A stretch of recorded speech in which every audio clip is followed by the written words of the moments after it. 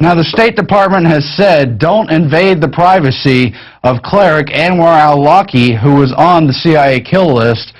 We know that's, of course, because the war on terror is fraudulent and phony, and they don't want to disclose the many connections between al-Awlaki and the system. For instance, it's known that he dined at the Pentagon with top brass, but the government has said it refuses to release the records for the terror leader, who is well known to be the first American that the U.S. government has green-lighted to be killed or captured.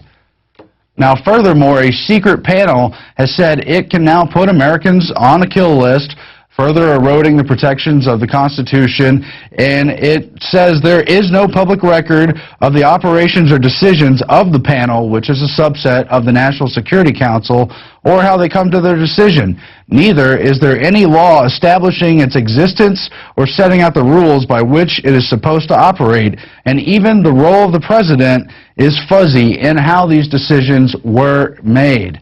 Now, it's no surprise that the National Security Council, set up under the 1947 National Security Act, would continue to be extremely secretive, but it's a very bad sign.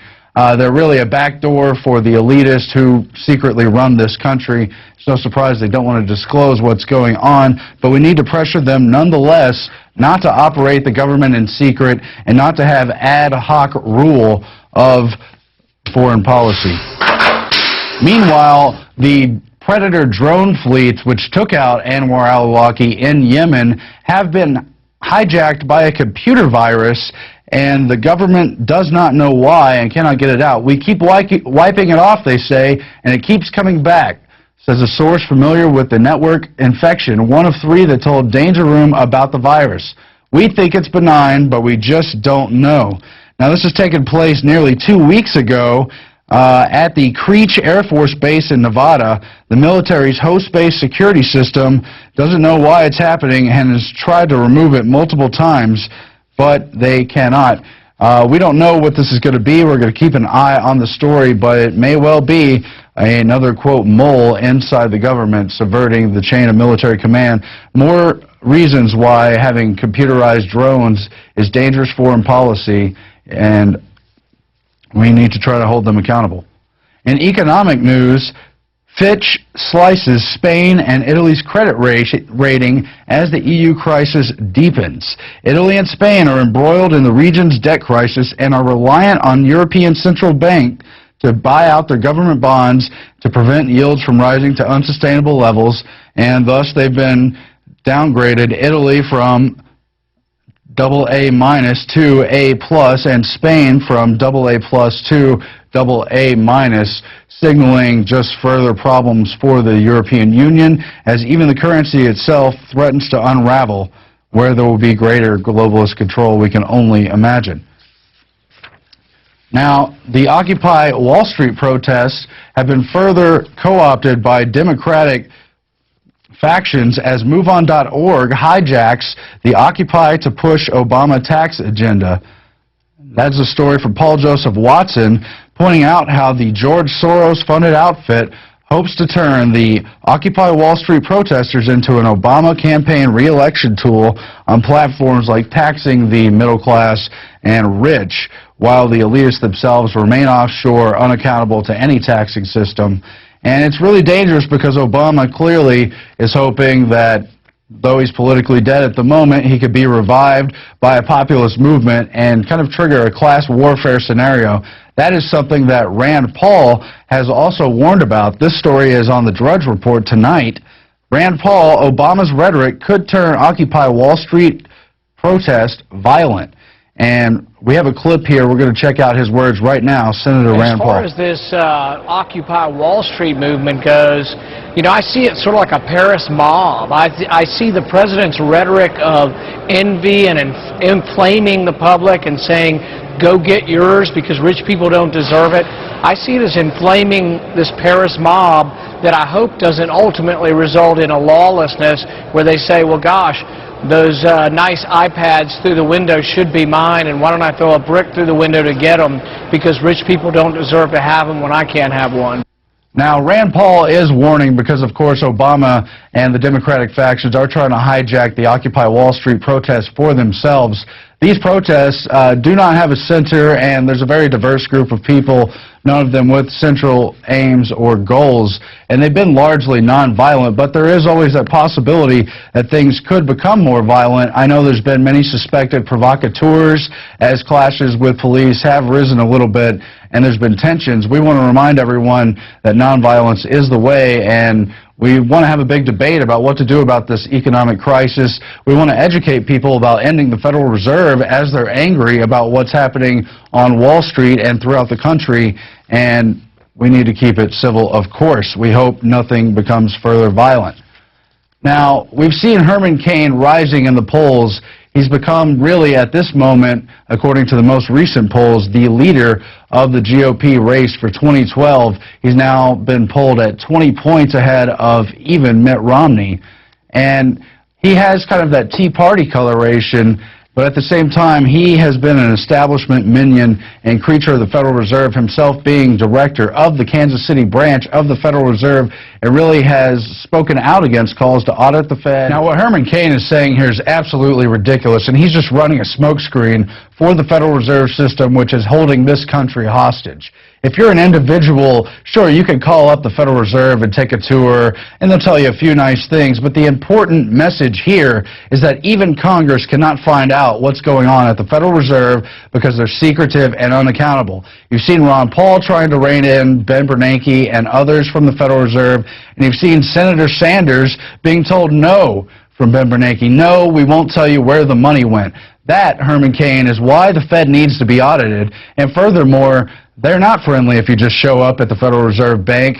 We did show up there 2 years ago, unplanned, unannounced, just to film the building at the Kansas City Federal Reserve where Herman Cain worked, and we were threatened with arrest just for filming the building. We have that clip now. Now, just to explain what's going on in this video, myself and reporter Rob Jacobson were outside the Kansas City Federal Reserve, not on their property, but several hundred yards away in a World War I memorial public park, yet we were threatened with arrest just for failing to identify, when we were, quote, doing nothing wrong, just filming the Federal Reserve Bank. The Federal Bank was concerned about you guys taking video of their building, so we just wanted to make sure we back to this. I'm sorry? We were just seeing who you were and what you were doing. What's your name? My name's Aaron. Okay. And we're just... You're fine. You're not We're just doing checking out this anything memorial. wrong. So. You're not doing anything wrong, okay? What's your last name, sir? I'm not going to give you my last name. Then you guys can do it. And you're police officers or security officers? We are protection officers here. And because you're not cooperating illegally, I asked you a simple question. You're not doing anything wrong. You're videotaping. That's right. Right. Yeah. Come on, guys, let's go. Guys, let's go. Now, why do I have to leave? Because you're within. And where's the property at? Old Park. Well, if he gave his name, then he doesn't have to leave. He did give his name. But kind of guilt by association. You guys need to go ahead and go. What is guilt by association? Sir, we're not going to answer any more Leave. questions. You can go to jail or you can leave. Are you a police officer, sir? We do have arrest powers. Do you want to go to jail? Am I under arrest? No, you're not under arrest. Not yet. You need to leave. You're encroaching on our First Amendment right. No, we are not. Why not? Is this public property? We have a right. Go ahead and go. Now. Now, these petty authorities were violating a number of constitutional protections, including the First Amendment, the Fourth Amendment, the Fifth, and others. But as you heard at the beginning of the clip, it's a little hard to understand if it's the first time you have seen this clip. The Federal Reserve Bank at Kansas City called up these private security guards and told them to come interrogate us and get our names. We know it's not the only time the Federal Reserve has been spying on its political opposition, who remain peaceful to this day. In 2008, in the Fed protests, including the one Alex then attended at the Dallas Federal Reserve, were spied on by Army personnel. We also know that the Federal Reserve has begun tracking bloggers on Facebook and trying to identify key bloggers and monitor conversations about ending the Federal Reserve. I think that those facts say a lot about why we're not going to learn what's going on at the Fed without a lot more political pressure, and that is, again, why you should join the Occupy the Federal Reserve movement right now. And just a quick reminder, Alex is currently at the Occupy the Fed event at the Dallas Federal Reserve in Dallas, Texas. Join him if you're within the area. and he'll again be at the Houston branch tomorrow, Saturday, and the San Antonio branch Sunday. Join him there or join him in spirit at Federal Reserve locations everywhere. Now, we sent reporter Rob Jacobson to New York City this week to cover the Occupy Wall Street protests, and he found what really amounts to a very diverse group of people there for different reasons. And we really need to reach out to those Occupy Wall Street people and try to show them that the Federal Reserve is the most central, most important issue of the larger economic crisis debate. Let's roll some of that footage right now. This is Rob Jacobson for Infowars.com. Standing here at the Occupy Wall Street event. This is the day that the unions are supposed to show up. What we've been finding over the last couple of days is that there is no one central organized structure here, no one message. All the reports on the news showing communist signs, we have not really been able to find many. It is my estimation that the news has been cherry-picking very selectively, showing communist kind of rhetoric. It's few and far between people talking like that. Have you seen any communist signs that they've been showing on places like CNN or other media outlets?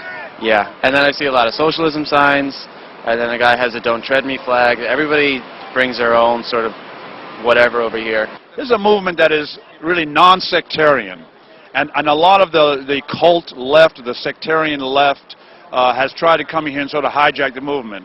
If I start saying I'm a communist, or right away, 99% of the average citizens in the country are immediately hostile. I think the government and the bankers, we just need to tell them to go sit down and we can do it ourselves. If you want to know what's going on down here, get your ass off your couch, come down here and talk to people. You don't have to sit there and have it be interpreted to you by social purveyors, by economic purveyors who are going to break it down for the masses. People are pissed off and they came down here looking for the truth. You know, if the news picks up on one and just zooms in and just keeps it there, you can't believe it. It's just going to be a lot of signs all over. What is your feelings on a communist solution? It's ridiculous. I don't agree with any of them. 5 minutes! 5 minutes! We're going to start marching! There you have it, folks. They just announced the march will start in 5 minutes. We'll keep you up to date. All day, all week. Occupy Wall Street! All day, all week! Do you feel that a communist solution is the answer? No. No, of course. Occupy Wall Street!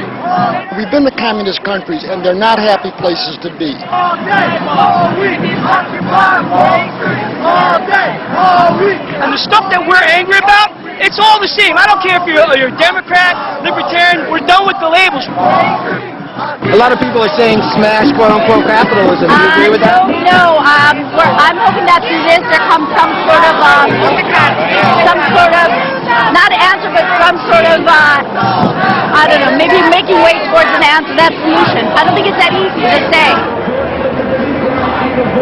So, as you can see, it's a very diverse group of protesters, many of them well outside of the left-right paradigm, and we've seen that. Many of the protests around the country under the Occupy banner, whether it be in San Francisco or in Dallas yesterday, have embraced the "In the Federal Reserve" message and are participating in the occupation of the Federal Reserve branches around the country. And we want to continue to welcome people of all stripes. Ending the Federal Reserve is not a partisan issue, although we have seen the Democrats and Obama trying to co-opt this general movement back into the left-right paradigm, just as the Tea Party movement was co-opted back into the GOP. We want to break through all that as much as possible and remind people that the Federal Reserve is the important issue.